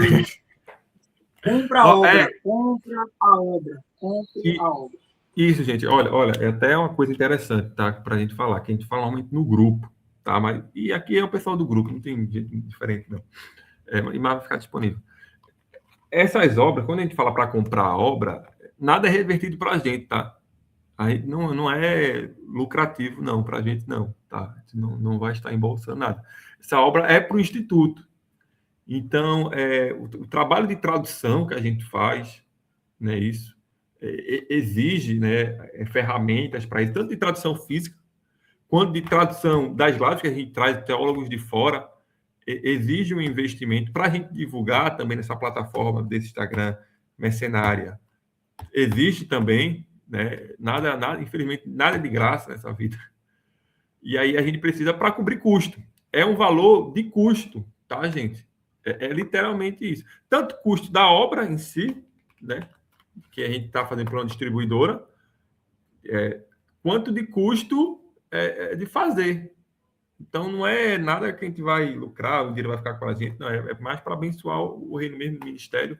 A gente conta com a participação de vocês, a ajuda de vocês, e é o que o Guilherme falou, compre para o seu periquito, para o seu pastor, para o seu líder jovem. É uma obra fininha, então, para quem é bom de livro, isso aqui mata numa tarde, se brincar, final de semana. Só pega ali e é um bom presente.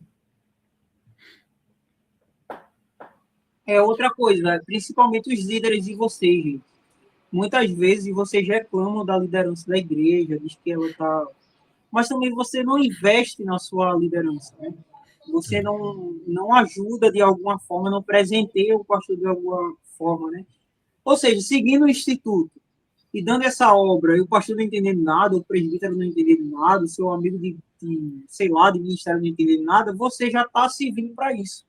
Lembrando, né? O Instituto ele não visa nenhum fim lucrativo para mim, para o Rubem, para o Efraim ou para qualquer outro ADM, né? Nós temos o Gabriel, que é o nosso gestor financeiro, tudo lá é contabilizado para as traduções, para os nossos projetos que estamos fazendo agora desse livro físico, tudo é visando o Instituto Arminiano do Brasil. Nada a gente ganha, nem 1%, a não ser que nós temos a arcar com os custos daquilo que os nossos empreendimentos precisam. Tradutor, quando a gente traz agora, né,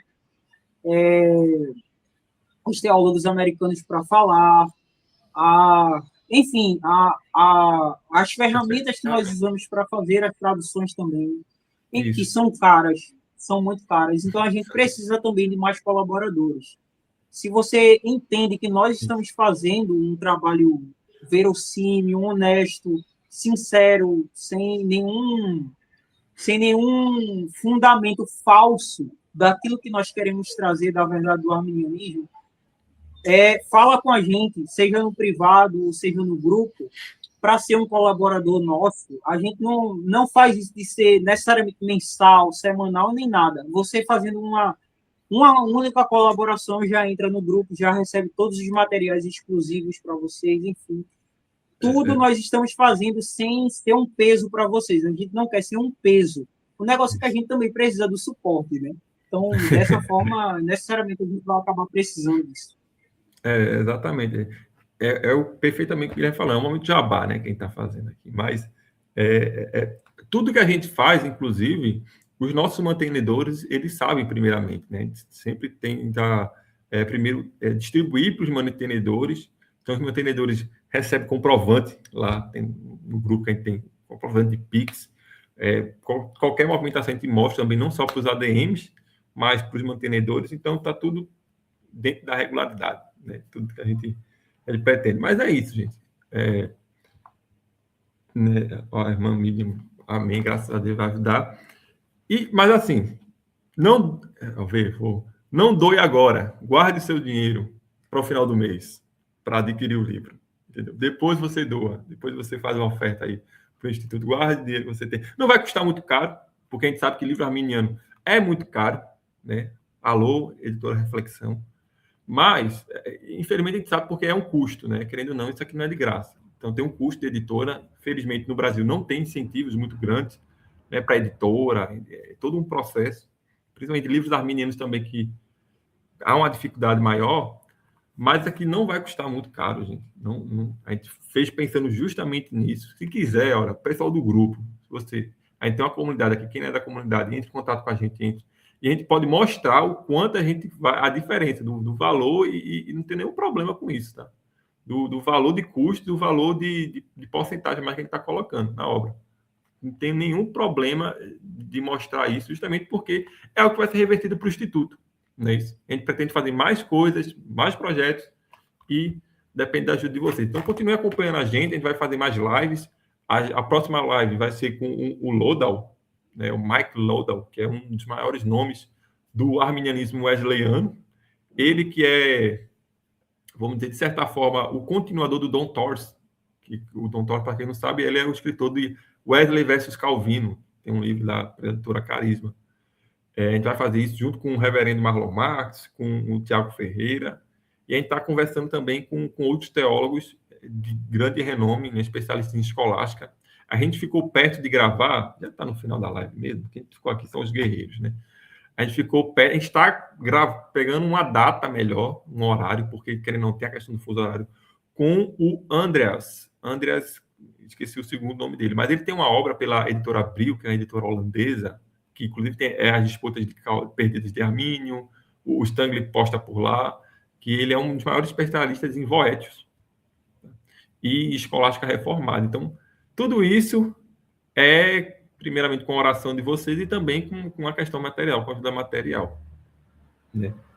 E é isso, não tem mais o que complementar. Comprem a obra, tá, gente? Juntem dinheiro, comprem a obra. Não vai ser tão caro, então não precisa nem juntar tanto, sendo bem sincero. Então, para abençoar o Instituto, aí você dá para o seu pai, pra sua mãe, pro seu teólogo, enfim. Algum E complemento? não é porque a obra é magrinha assim que ela é fácil de ler, não, viu? Ah, não. Eu tenho certeza que muitos leitores aí vão passar 24 horas do dia em uma página. Lembre-se do Clóvis de Barros Filhos, né? Senta a bunda na cadeira e fica em uma página, 3 primeiras páginas. As três Três primeiras primeiras páginas. páginas. A gente É, está com vocês aí nessa caminhada. Tudo que a gente vai fazer em vista da educação teológica e dogmática armínio remonstrante para vocês. amém, amém. É isso, meus irmãos. Se alguém tiver uma dúvida, vai ficar esperando uns 2 minutos, porque tem um delay de live, não é isso? E aí, se não mandar, a gente encerra por aqui. Né? Muito obrigado a todos que participaram. Teve um pico aqui de pessoas na live. Acho que a gente tem que mudar o horário da live depois, né? Porque de 8 horas, de 8 para as 9. Porque às 9 o pessoal começa a entrar mais. Deixa eu ver aqui. Está online. Pronto. Então é isso, meus irmãos. Né? Muito obrigado a todos que tiveram aqui, que participaram. Muito obrigado ao nosso administrador Guilherme, né? Esse poço de conhecimento, um dos maiores teólogos arminianos contemporâneos. Opa, o Oliveira mandou uma pergunta aqui, olha.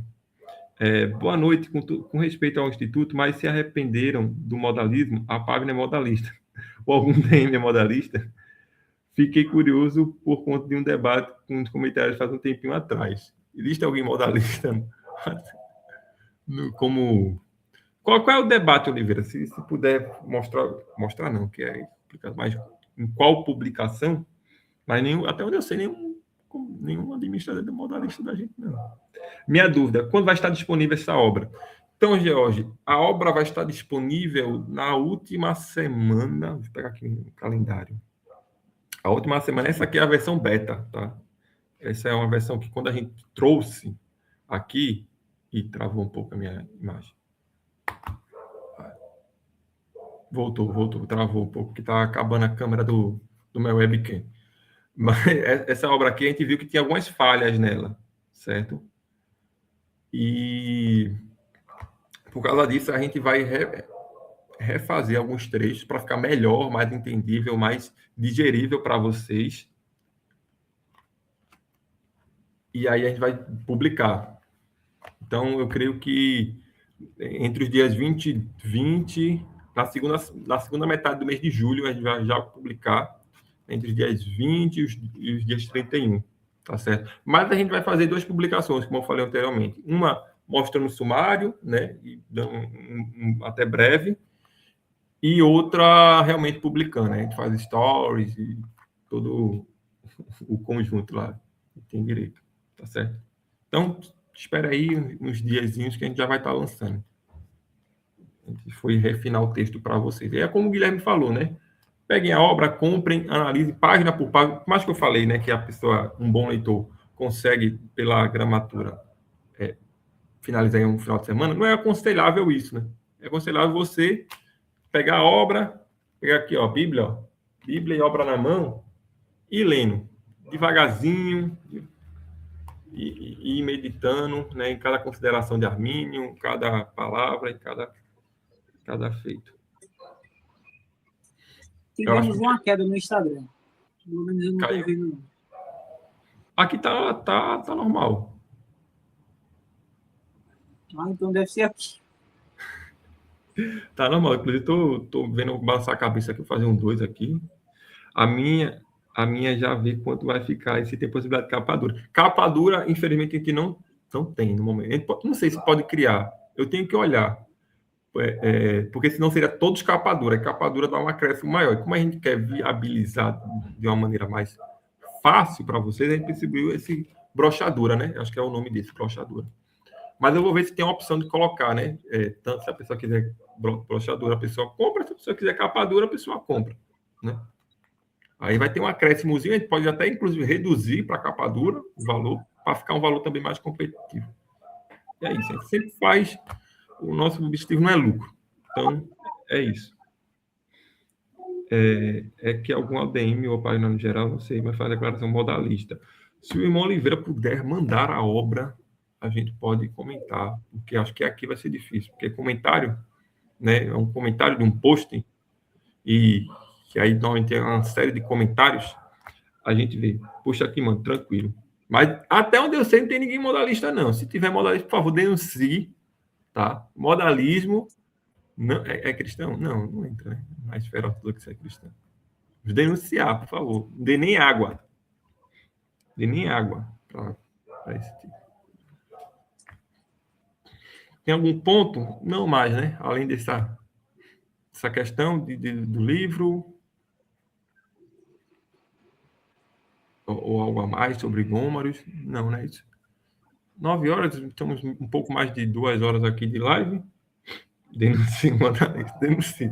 Denuncie modalista. Você conhece o modalista, denuncie, viu? Não há coberto. Pronto, é isso, gente. Muito obrigado para todos que estão aqui. Né? Foi uma excelente live. Estou me despedindo há 30 minutos já, né? Mas é para dar tempo, porque tem um delay. Por favor, espero que entendam isso. Ô, meu irmão, tamo junto. Né? Muito obrigado, senhor Guilherme. Isso é uma máquina. Uma máquina, literalmente. Um dos maiores teólogos que eu já vi na minha vida. Principalmente na área de... Mas é o maior, né? Só falta publicar uma obrazinha. Se publicar uma obrazinha em português, eita. É o Andreas Beck. É o Andreas Beck, tá, gente? Ele acabou de responder aqui uns e-mails. Eu tô vendo aqui os e-mails que ele mandou. Yes. 9 no meu horário seria ótimo, mas 23 no meu horário. Eu tô vendo que é um sujeito espírito examinando, mas cair em modalismo é osso. Cair em modalismo é osso para qualquer tradição. Né? Graças a Deus a gente não cai nisso. Apesar de acusações, né? A gente inclusive vai trazer, ó. No nosso radar trazer obras de Episcópio, né? Que o Episcópio ele sofre essa acusação, né? De não tratar direito a Trindade. Quem acusa o nosso ponto de modalismo fez uma leitura maximamente superficial, e não apenas uma leitura maximamente superficial, bem como fez uma leitura enviesada maleficamente pelos adversários, que jogam uma obra densa em latim na inteligência artificial para tentar buscar citações que digam que nós fazemos uma distinção real entre a divindade do Pai e a divindade do Filho, né? Muito pelo contrário. Quando nós fazemos a distinção, é das pessoas, tá? Não é a distinção da divindade. A divindade é una, indivisível, né? Não é multifacetado nessas pessoas. O Pai é 100% Deus, o Filho é 100% Deus, o Espírito Santo é 100% Deus. A diversidade é das pessoas. O Pai não é o Filho não é o Pai, e o Espírito Santo nem é o Pai, não é o Filho. O Filho, para ser Filho unigênito de Deus, né, precisa ser gerado. Como o Filho é Deus, é eterno, a geração é eterna. Geração não é passar do não existir a existir. É sempre existir e proceder do Pai. Dessa forma, tanto o Filho procede do Pai e o Espírito Santo, tanto do Pai quanto do Filho, procedem. Essa é a fórmula ortodoxa que está na Confissão Arminiana de 1621, está no Catecismo Arminiano de 1640, está na Ópera Teológica de Simão Episcópio, está no documento da defesa da Confissão de São Episcópio, está na Ópera Teológica de Pucelaeus, Obras extras, enfim, de Limburgo, de Cattenburg, etc. Perfeito, perfeito. Obras extras. Pronto, o Oliveira está convencido de que nós não caímos no modalismo. Graças a Deus. É aí, Oliveira, espalha a mensagem. Arminiano nenhum disse que está no modalismo. Obras extras. Espalha a mensagem é bronca. Obras extras que em breve iremos lançar aqui, tá? Então, algumas dessas obras estão em nosso radar e vamos traduzir também, porque não adianta. Enfim, tem muita obra para a gente lançar inclusive, é bom, é porque meu celular tá descarregar a câmera aqui, mas já passou por um momento informal. É bom. A gente está com um projeto também, gente, de talvez lançar algum curso para o Instituto Arminiano, já que é uma obra de lançamento, porque tem muita gente lendo obra errada. Muita gente lendo obra errada. Muita gente lendo obra errada. Não entendendo o que é um método escolástico, não entende o que é uma obra escolástica, e isso acaba virando pano para manga, né? O Guilherme quer comentar alguma coisa sobre isso? Sim, cara. Sim, muito. Eu vou dizer o seguinte, gente. Eu vou dizer uma coisa para vocês que parece que tem algum tipo de malefício, mas é porque as circunstâncias são essas. Nunca confie em nenhuma tradição que use os documentos do remonstrante, se não for o Instituto, tá bom? O que o Instituto não fala, não dê ouvidos para outra qualquer tradição. Por quê? Porque luterano, calvinista, metodista já vi condenando os escritos dos remonstrantes sem ter lido os escritos. Então, eu vou pedir uma coisa para vocês, sinceramente. Tudo que o Instituto ainda não abordou, deixe engavetado lá, deixe com os printzinhos, que a gente vai responder um por um. Que a gente vai trazer os escritos e as obras completas dos autores. Vai chegar o tempo de todo mundo conhecer o que realmente diz a nossa tradição. E vou dizer mais, não confie nem nos próprios arminianos, porque já tem doutor arminiano falando que os remonstrantes negavam doutrinas fundamentais. E aí a gente não vai se importar se é americano, se é africano, se é húngaro, se é de torta direita que for, a gente vai responder a cada um. Então, tudo que o Instituto ainda não falar, desconfie. Fake news. Olha, se você pedir para o Google IA falar de remonstrantismo fake news, pedir para o chat GPT falar fake news, olha, gente, a gente precisa fazer, eu já estou falando isso desde 2025, que a gente precisa fazer um levantamento sanitário de fake news contra os arminianos, porque é muitos anos de mentira, gente. Cara, É muitos anos de calúnia mesmo. Muitos anos de calúnia mesmo.